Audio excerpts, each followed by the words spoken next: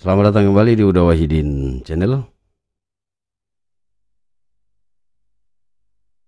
Pada video kali ini akan saya perkenalkan salah satu aplikasi yang bisa digunakan untuk drone mapping, yaitu DJI GS Pro.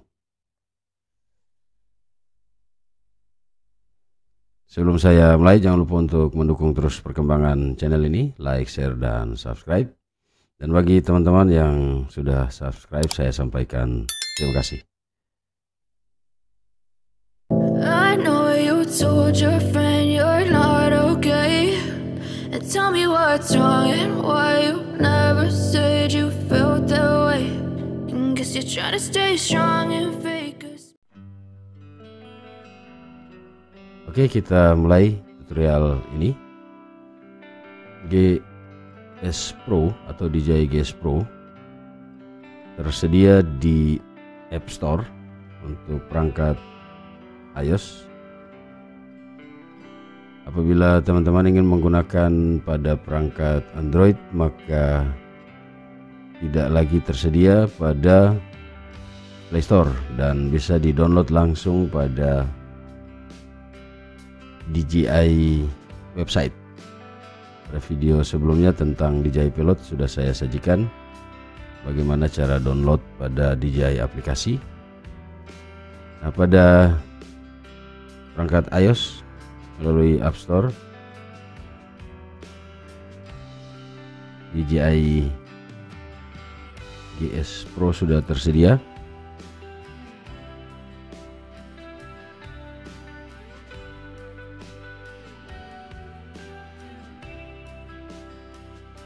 Kita bisa lihat informasi dari aplikasi DJI GS Pro. Aplikasi ini berbayar, tetapi jangan khawatir karena kita bisa memanfaatkan fitur-fitur free-nya. Nanti akan saya perkenalkan pada penggunaan DJI GS Pro-nya. Beberapa fitur bisa dibuat, mapping, kemudian yang paling saya suka dari GS Pro ini adalah fitur inspeksi. Jadi nanti akan saya perlihatkan. Kemudian juga terdapat fitur waypoint. Oke, kita langsung masuk pada aplikasi DJI GS Pro. Teman-teman juga bisa membuat akun. Saya sudah membuat akun sebelumnya dan sudah login untuk masuk ke DJI GS Pro. Nah, pada aplikasi GS Pro penggunaan terbatas atau free, yaitu 5 menggunakan KML dan 5 menggunakan area of interest yang kita buat. Nah, jika ingin menggunakan versi yang berbayar, teman-teman bisa melihat berapa tarif yang disediakan oleh DJI GS Pro. Untuk POI 159.000, kemudian untuk KML 799, dan untuk photomap kurang lebih 4.999. Nah, kita coba menggunakan versi free. Untuk membuat misi bisa memilih My Mission.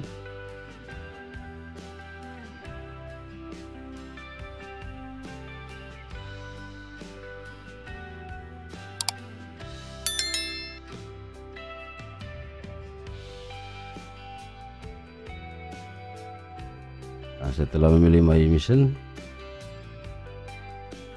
maka akan diarahkan pada map yang berbasis Google Earth, arahkan pada lokasi yang akan kita buat mission atau rencana terbang dan sebagainya.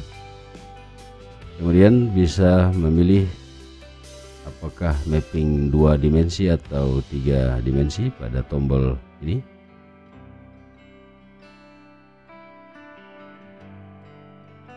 Kemudian untuk membuat misi baru, pilih Add Mission. Nah, DJI-GS Pro menyiapkan beberapa bentuk misi, yaitu photo map seperti aplikasi-aplikasi pemetaan yang lain, drone deploy, X4D dan sebagainya.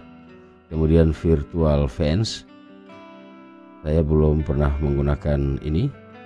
Jika teman-teman punya pengalaman tentang penggunaan virtual fence, tulis di kolom komentar. Kemudian membuat 3 dimensi area atau area peta 3 dimensi dan 3 dimensi POI.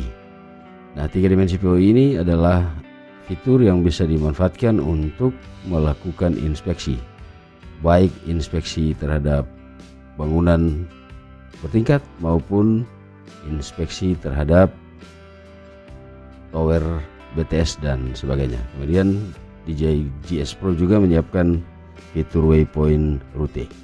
Kita akan coba satu-satu. Mungkin yang virtual fence saya skip karena saya belum mempelajarinya lebih jauh. Kita coba dengan pilihan pertama, membuat misi adalah photo map.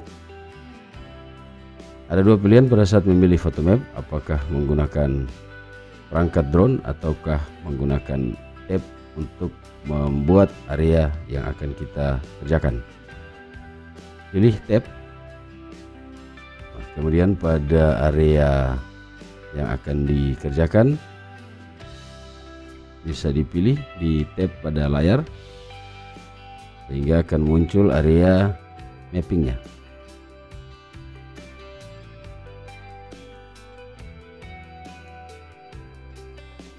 Kita akan melakukan mapping untuk objek ini. Penggunaannya sama dengan aplikasi-aplikasi mission plan yang lain.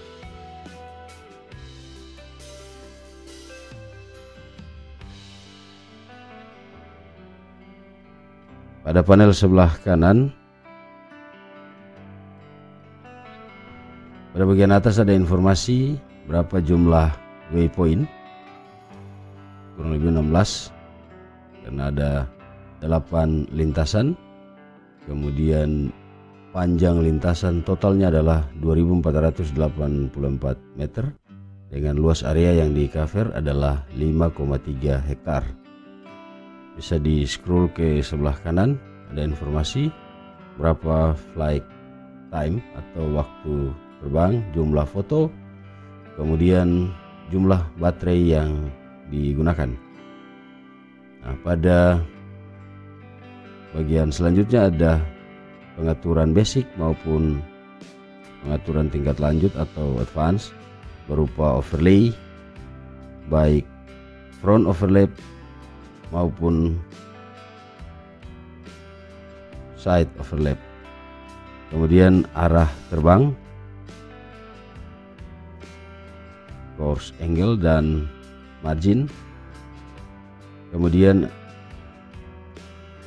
pada pengaturan basic bisa memilih tipe dari drone yang digunakan.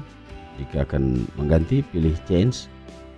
Tersedia beberapa jenis drone Phantom, mulai dari Phantom 3 standar, advance, profesional, kemudian 4K kamera, Phantom 4, Phantom 4 Pro, Phantom 4 advance, kemudian Phantom 4 Pro V2, Phantom 4 RTK, Phantom 4 multispektral, dan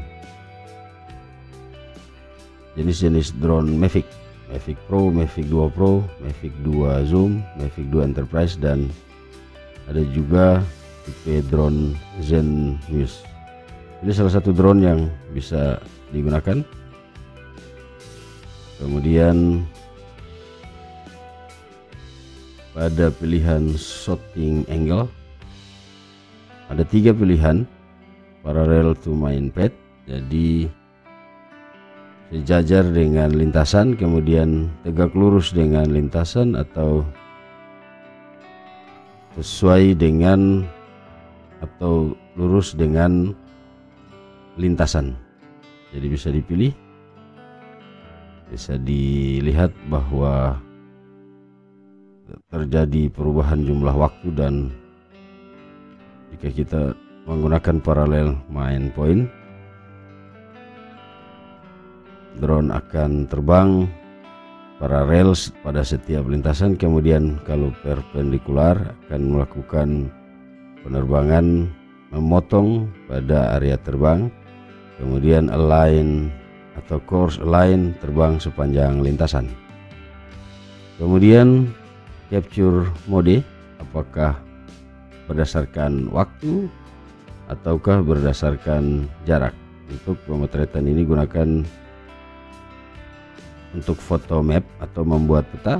Dengan drone bisa memilih jarak atau waktu. Kemudian tentukan berapa lama waktu yang akan digunakan. Kemudian kecepatan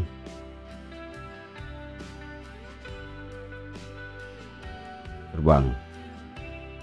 Kemudian tinggi terbang, ketinggian terbang bisa diatur.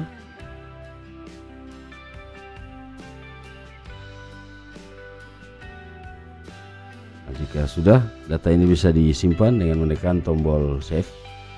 Ini sudah bisa kita gunakan untuk melakukan pengumpulan data di lapangan menggunakan rencana terbang yang telah kita buat. Kemudian yang berikutnya adalah saya tidak simpan, ini contoh saja, membuat 3 dimensi map. Ini juga tab, kemudian tab pada area yang akan direkam.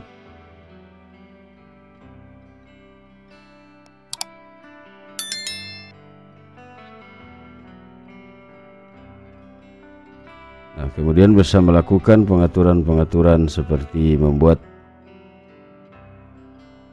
map yang pertama. Bisa diatur 3 dimensi.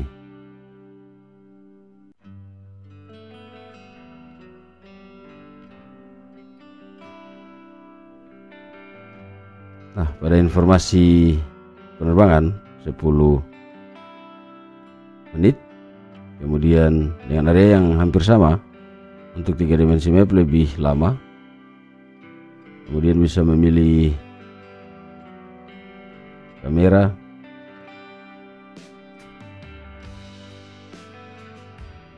nah bisa dilihat bahwa waktu yang digunakan adalah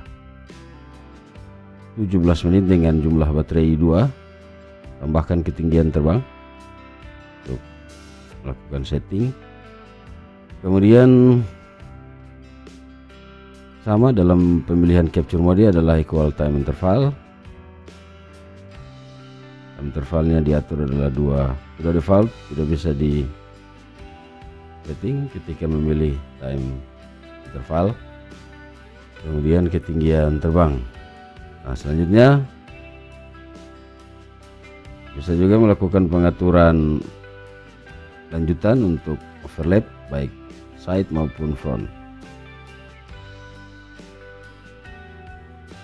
Nah, jika sudah, bisa menekan tombol save untuk menyimpan rencana terbang yang kita buat. Yang berikut saya tidak simpan adalah membuat misi 3 dimensi map point of interest. Nah, fitur ini bisa digunakan untuk inspeksi bangunan bertingkat ataupun tower Telkomsel dan sejenisnya. Pilih tab. Kemudian di sini ada penjelasan, ada mode hover, kemudian mode capture berdasarkan jarak dan waktu bisa dipilih. Kemudian please make sure the surrounding area is open and large enough to avoid collision risk. Nah, ini juga bisa kita tandai karena kita harus pastikan bahwa objek yang akan diinspeksi aman untuk wilayah-wilayah sekitarnya. Untuk mode ini tidak dianjurkan untuk melakukan inspeksi pada tower sutet karena ada bentangan kabel yang tidak memungkinkan untuk drone melakukan terbang mengelilingi objek. Jadi pastikan bahwa objek adalah objek yang tinggi dan bebas dari obstacle di sekitarnya. Jadi yang cocok adalah gedung bertingkat ataupun tower Telkomsel, tower yang tidak ada bentangan kabel. Nah, setelah ditandai, tekan tombol seluruhnya ditandai, kemudian tekan tombol OK. Selanjutnya pilih objek. Saya coba memilih salah satu objek tower di sekitar sini, kemudian tap pada layar. Nah, di layar terdapat informasi. Yang pertama, berapa point of interest, berapa jumlah poin, kemudian 2 layer, 2 jumlah waktu dan jumlah foto, kemudian jumlah baterai. Untuk pengaturan setting basic, pilih drone yang akan digunakan, kemudian fly course mode, apakah vertikal atau circle, melingkar. Jadi untuk pekerjaan-pekerjaan inspeksi gedung bertingkat ataupun tower bisa menggunakan pilihan circle mode sehingga drone akan terbang mengelilingi objek. Kemudian pada capture mode yang digunakan adalah capture at equal time interval, jadi menggunakan interval waktu untuk drone melakukan pemotretan. Kemudian bagian berikutnya adalah menentukan radius dari area terbang. Nah, dalam hal ini adalah yang berwarna biru. Kemudian radius dari objek yang akan kita petakan, yang berwarna hitam. Nah, jadi objek misalnya adalah tower, kurang lebih seperti itu adalah batas objek, sementara batas yang biru adalah area terbang. Kemudian tentukan ketinggian maksimum dan ketinggian minimum.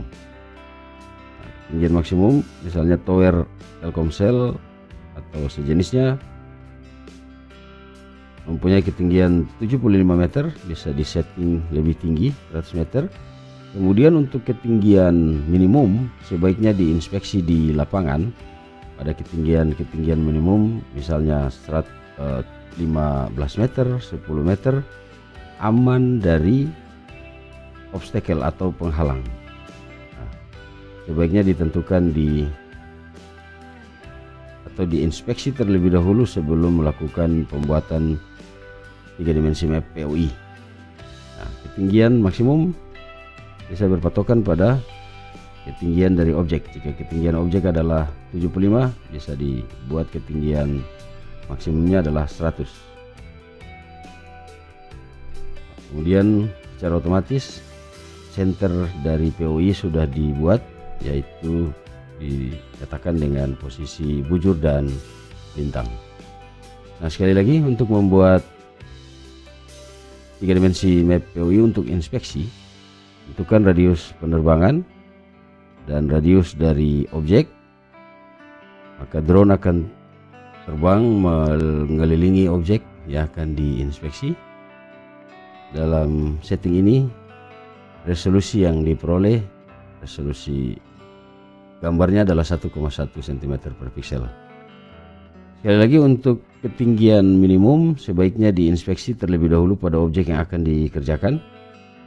Sampai pada ketinggian berapa drone akan melakukan perekaman secara melingkar mulai dari ketinggian maksimum sampai pada ketinggian minimum. Jadi jika area sekitar objek yang akan direkam ada penghalang sekitar 10 meter, maka ketinggian minimum sebaiknya dibuat 2 kali lipat atau 1,5.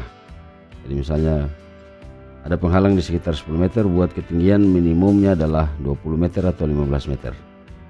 Hingga pada ketinggian tersebut drone tidak akan turun dan menyelesaikan perekamannya.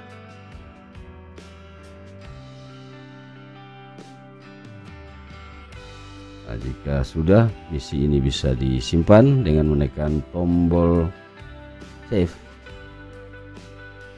Mission save, kemudian pada mission list sudah tersedia satu misi yang kita buat sebelumnya dengan informasi pada bagian kanan. Mode terbangnya adalah 180 derajat berlawanan arah jarum jam.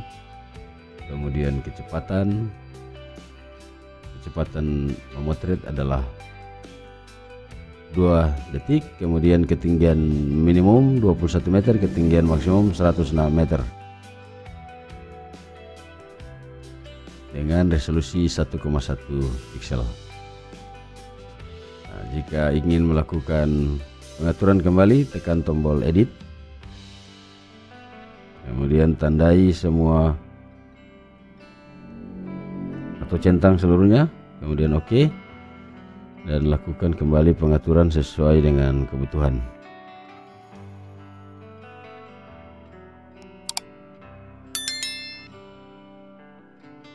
Nah, di sini ada start point, apakah auto atau manual. Jika manual bisa diatur starting pointnya mulai dari 180 derajat dan akan berputar sepenuhnya. Orientasi bagian atas adalah utara, sehingga 180 derajat adalah drone akan terbang dari arah selatan seperti ditunjukkan pada poin south ini. Nah, kemudian arah terbang bisa dipilih apakah counter clockwise atau clockwise, berlawanan arah jarum jam atau searah jarum jam. Nah, kemudian jangan lupa setiap misi yang diatur pada DJI JS Pro, pastikan bahwa end missionnya adalah return to home. Jadi kembali ke lokasi take off atau RTH-nya. Nah, teman-teman bisa melakukan eksploitasi lebih jauh tentang penggunaan DJI JS Pro. Pada video berikutnya akan saya demonstrasikan bagaimana melakukan inspeksi dengan melakukan pengamatan di lapangan terlebih dahulu, ketinggian objek, kemudian center of point interest seperti yang ditunjukkan pada bagian informasi bujur dan lintang, bisa kita catat secara manual atau JS Pro sudah otomatis memberikan informasi center dari atau bagian tengah dari objek yang akan kita rekam. Pastikan ketinggian minimum sehingga tidak akan terjadi crash apabila ada objek yang lebih tinggi dari ketinggian minimum yang kita atur.